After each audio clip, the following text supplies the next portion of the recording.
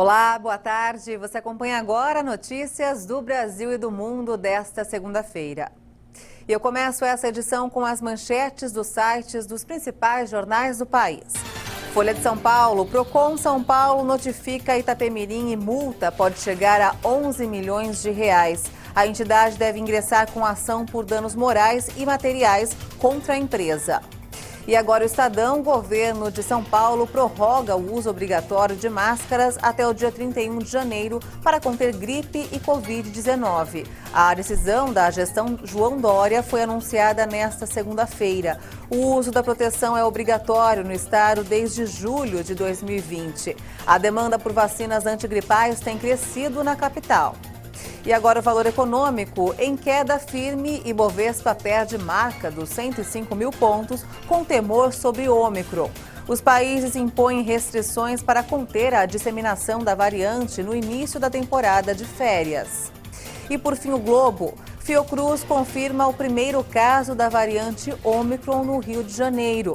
A amostra é de uma mulher de 27 anos, residente dos Estados Unidos, que desembarcou no Brasil há uma semana. Termina hoje o prazo para o empregador pagar a segunda parcela do 13º salário. A segunda parte do 13º salário representa metade do valor que o funcionário ganha com os descontos, como imposto de renda e INSS, o que faz com que ela seja menor do que a primeira. O pagamento do valor é feito com base no salário de dezembro, exceto no caso de empregados que recebem comissões ou porcentagens, que deve ganhar a média anual dos valores. Os trabalhadores que tiveram a jornada de trabalho reduzida recebem o 13º de forma integral, com base na remuneração do mês de dezembro. O valor do benefício não tem influência das reduções temporárias de jornada e salário. O trabalhador temporário tem direito ao pagamento do 13º proporcional aos meses trabalhados. E os trabalhadores domésticos também recebem o benefício. Caso o empregador não respeite o prazo do pagamento ou não pague o valor devido, pode ser autuado por um auditor fiscal do Ministério do Trabalho no momento em que houver fiscalização, o que vai gerar uma multa de R$ 170,25 por empregado. O Supremo Tribunal Britânico deu uma vitória parcial hoje ao líder opositor venezuelano Juan Guaidó contra o presidente Nicolás Maduro ao reenviar para o Fórum Comercial o caso do ouro do país sul-americano guardado no Banco da Inglaterra, cujo controle é disputado por ambos. Segue em aberto a questão sobre quem vai controlar as 31 toneladas de ouro venezuelano depositadas no Banco da Inglaterra. Maduro quer recuperar o metal depositado no Banco Britânico, mas não tem acesso porque Londres reconhece Guaidó como presidente interino. Autoproclamado chefe de Estado em 2019, Guaidó é reconhecido por quase 50 países que também rejeitam a reeleição de Maduro em 2018. Em 2020, o Banco Central venezuelano recorreu à Justiça Britânica, que inicialmente decidiu a favor de Guaidó, antes que o Tribunal de Apelações anulasse a sentença. Em seguida, o grupo de Guaidó decidiu levar o caso ao Supremo Tribunal. As duas partes designaram comitês de gestão do Banco Central da Venezuela, que apresentaram instruções divergentes sobre as reservas internacionais do país. A venda do metal precioso poderia, entre outras coisas, ajudar a financiar a luta contra a Covid-19 na Venezuela, um país mergulhado na crise socioeconômica. As autoridades de Hong Kong celebraram as eleições realizadas no território semi-autônomo. A votação só para patriotas reservou todas as cadeiras de deputados para candidatos leais à China. A chefe de governo de Hong Kong, Carrie Lam, celebrou nesta segunda-feira os resultados das eleições legislativas apenas para patriotas.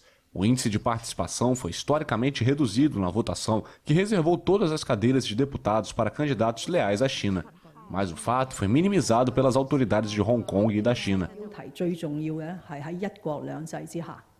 Não podemos copiar e colar o chamado sistema democrático ou regras dos países ocidentais, porque Hong Kong está sob o lema Um País, Dois Sistemas. É uma região administrativa especial da China que goza de um alto grau de autonomia. Esta participação eleitoral não é baixa. Pessoas de todas as esferas da vida em Hong Kong acreditam que a participação eleitoral nesta eleição distrital está dentro de uma faixa normal e razoável. O Centro Financeiro compareceu às urnas no domingo para escolher os integrantes do Conselho Legislativo sob as novas regras impostas por Pequim. As normas reduziram drasticamente o número de deputados eleitos de forma direta e determinam quem pode disputar os cargos. Apenas 1.350.000 dos quase 4 milhões e meio de eleitores registrados votaram para eleger os legisladores da cidade.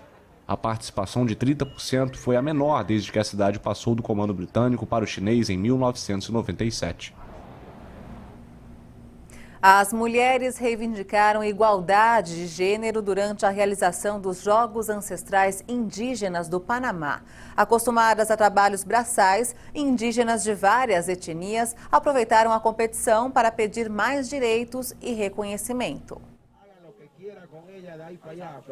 16 mulheres puxam com força uma corda, entre gritos e aplausos de uma centena de espectadores da competição de cabo de guerra nos Jogos Ancestrais Indígenas do Panamá. Descalças, elas vestem os longos vestidos tradicionais de mangas curtas e cores vivas.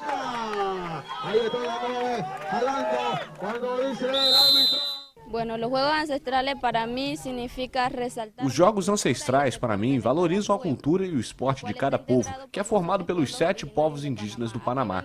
Viemos mostrar que a mulher também tem força e direito à igualdade, basta que haja vontade nas regiões indígenas.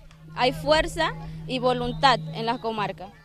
A terceira edição dos Jogos Ancestrais busca resgatar as tradições dos povos originários do país centro-americano.